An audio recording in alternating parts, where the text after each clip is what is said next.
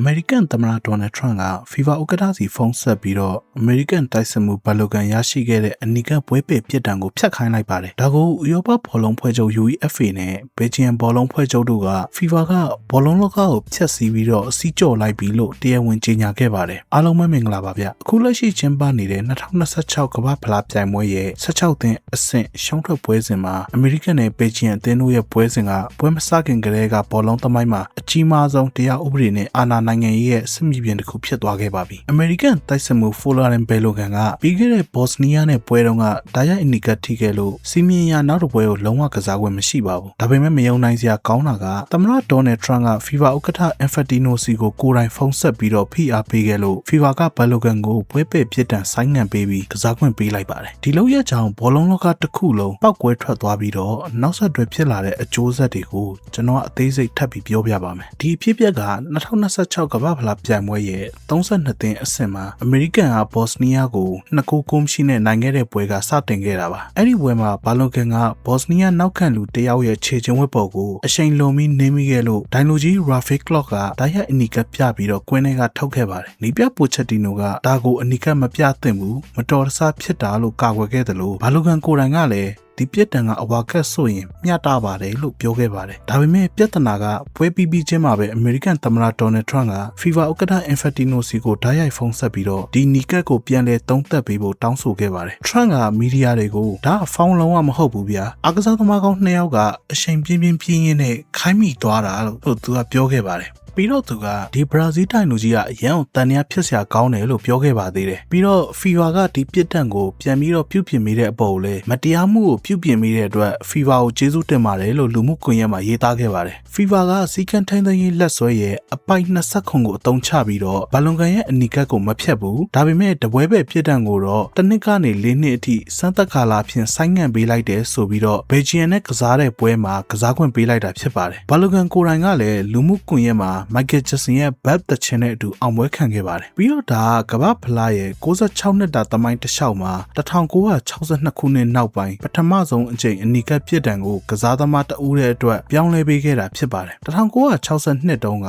ဘရာဇီးရဲ့ကစားသမား Garrincha က Semi Final မှာအနီကတ်ထိခဲ့ပေမဲ့အဲ့ဒီခေတ်ကအလိုလျောက်ပွဲပယ်စီးမြင်မရှိလို့ဘောလုံးပွဲကစားခွင့်ရခဲ့ပူပါတယ်ဒါပေမဲ့အခုခေတ်ကတော့ဥပဒေတွေတိတိကျကျရှိပြီးသားဖြစ်ပါတယ် Belgian ဘောလုံးအဖွဲ့ချုပ်ကတော့ FIFA ကသူတို့ရဲ့ကိုယ်ပိုင်စီးမြင်တွေကိုအတိအလင်းချိုးဖောက်ခဲ့တယ်လို့ထောက်ပြလာပါတယ် FIFA ရဲ့စီကံထိန်းသိမ်းရေးလက်ဆွဲစာပိုက်66-4နဲ့2026ကမ္ဘာဖလားပြိုင်ပွဲစီးမြင်အပိုက်15တို့အရာအနီကတ်ပြသခံရရင်နောက်တစ်ပွဲကိုအလိုလျောက်ပွဲပယ်ရမယ်ဆိုပြီးတော့တိတိကျကျပြဋ္ဌာန်းထားတာဖြစ်ပါတယ်မေလတုန်းကထုတ်ပြန်ခဲ့တဲ့ Circular Number 16မှာလည်းဒါကိုအတည်ပြုထားပြီးသားဖြစ်ပါတယ်ပြီးတော့တနင်္လာနေ့နေ့လယ်ပိုင်းမှာ Belgian ဘောလုံးအဖွဲ့ချုပ်ကအံ့ဩစရာကောင်းတဲ့သတင်းတစ်ပုဒ်ကိုချပြလိုက်ပါတယ်သူတို့က FIFA စီကိုဒီဆုံးဖြတ်ချက်ရဲ့စာရွက်စာတမ်းမိတ္တူနဲ့အကြောင်းပြချက်ကိုပေးပါလို့တောင်းဆိုတဲ့စာပို့ခဲ့ပါတယ်ဒါပေမဲ့ FIFA ကအချက်လက်တွေကိုလုံးဝမပေးဘဲနဲ့ Belgian ပို့တဲ့စာကိုဒါအယူခံဝင်တဲ့စာဖြစ်တယ်လို့သူတို့ဘာသာသတ်မှတ်ပြလိုက်ပါတယ်ပြီးတော့မင်းတို့အယူခံဝင်မှုအချိန်နိုင်ပိုင်းပဲရှိတယ်ဆိုပြီးတော့အချက်ကင်ပါတယ် FIFA ရဲ့ကိုယ်ပိုင်စီးမြင်အရာအယူခံတစ်ခုကအထမြောက်ဖို့ဆိုရင်အဲ့ဒီဆုံးဖြတ်ချက်ရဲ့အကြောင်းပြချက်စာရွက်စာတမ်းကိုအယူခံဝင်မဲ့သူစီအရင်ပေးရမှာဖြစ်ပါတယ်ခုက Belgian ကစာရွက်စာတမ်းတောင်းနေတာကိုမပေးဘဲနဲ့ချက်ချင်းအယူခံနဲ့ပုံစံဖန်တီးပြီးတော့အချိန်မီအယူခံမဝင်လို့ဒါကိုပယ်ဖြတ်တယ်ဆိုပြီးတော့တရားဥပဒေကြောင်းအရာထောင်ချောက်ဆင်ခဲ့တာဖြစ်ပါတယ်ဒါနဲ့မကဘဲနဲ့ပွဲကြိုညှိနှိုင်းရေးအစည်းအဝေးရဲ့ presentation ထဲမှာလည်းအနီကတ်ပြသခံရရင်အလိုလျောက်ပွဲပယ်ခြင်းဆိုင်တဲ့စာသားတစ်ခုလုံးကိုလည်း FIFA ကဖြတ်ထုတ်ထားခဲ့ပါတယ်အဲ့တော့ FIFA ရဲ့ဒီလိုနိုင်ငံရေးအာဏာအောက်မှာဒူးထောက်ခဲ့မှုကိုတကမ္ဘာလုံးကအဖွဲ့ချုပ်တွေနဲ့ဒီကြော်ကြားသူတွေကလည်းရှုံချနေကြပါတယ်ဥရောပဘောလုံးအဖွဲ့ချုပ် UEFA က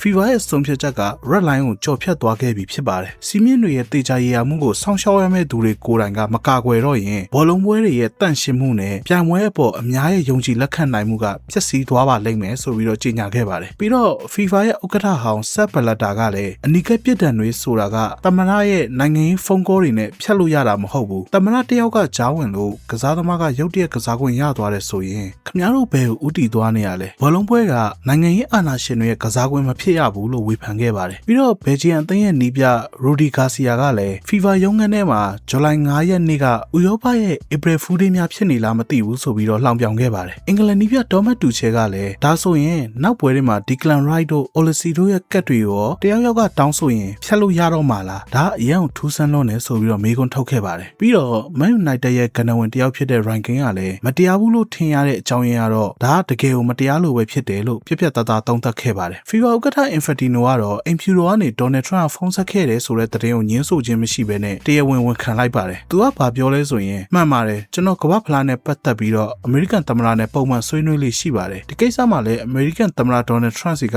ဖုန်းကောတစ်ခုဓာတ်ရိုက်လက်ခံရရှိခဲ့တာမှန်ပါတယ်လို့ပြောခဲ့ပါတယ်ပြီးတော့သူကဆက်ပြီးတော့ဒါထူးဆန်းတာမဟုတ်ပါဘူးကျွန်တော်ကကမ္ဘာတဝန်းကနိုင်ငံခေါင်းဆောင်တွေအစိုးရအရာရှိတွေနေပြီးတော့စီးပွားရေးလုပ်ငန်းရှင်တွေနဲ့မတူညီတဲ့ကိစ္စတွေအတွက်နေ့တိုင်းဖုန်းတွေလက်ခံရရှိနေတာဖြစ်ပါတယ်ဆိုပြီးတော့ Trump ရဲ့ဖုန်းဆက်မှုကိုတာမန်ကိစ္စတစ်ခုလိုမျိုးရှော့ချဖို့စ조사နေပါတယ်ပြီးတော့ Belgian ဘောလုံးဖွဲ့ချုပ်နဲ့ UEFA တို့ရဲ့ဆွဆွဲချက်တွေအပေါ်ကိုလည်းသူက Trump ဖုန်းဆက်လာတော့ကျွန်တော်ရှင်းပြခဲ့ပါတယ်ဒီမှုက FIFA ရဲ့လွတ်လပ်တဲ့တရားစီရင်ရေးအဖွဲ့တွေစီမှာလုပ်ငန်းစဉ်တိုင်းသွားနေတာဖြစ်ပြီးတော့တတ်မှတ်ထားတဲ့အာဏာပိုင်တွေကပဲဆုံးဖြတ်လိုက်မယ်လို့ကျွန်တော်ဖြေခဲ့ပါတယ် FIFA ရဲ့စနစ်ကဒီလိုပဲအလုပ်လုပ်တာပါပြီးတော့သူကဘာဆက်ပြောသေးလဲဆိုတော့ကျွန်တော်က FIFA ရဲ့စီကံထိန်းသိမ်းရေးကော်မတီကဆုံးဖြတ်ချက်တွေကိုအများပြည်သူစီထုတ်ပြန်တဲ့အချိန်ကြာမှပဲသိရတာပါတခါတလေကြာရင်သူတို့ရဲ့ဆုံးဖြတ်ချက်တွေကကျွန်တော်ကအံ့ဩစေပါတယ်ဆိုပြီးတော့သူကပြောခဲ့ပါသေးတယ်ကျွန်တော်အနေနဲ့ပြောရမယ်ဆိုရင်တော့ဒီကိစ္စက FIFA ရဲ့သမိုင်းမှာအမဲဆက်အကြီးကြီးထင်ကျန်ရေးမဲ့နေ့တစ်နေ့ဖြစ်ပါတယ်အရင်တော့ကာတာခေါင်းဆောင်တွေဒါမှမဟုတ်အခြားနိုင်ငံရေးသမားတွေဝင်ပါရင်အဲ့ဒီနိုင်ငံကိုပြိုင်ပွဲကနေပယ်ဖျက်တဲ့အထိပြတ်သားခဲ့တဲ့ FIFA က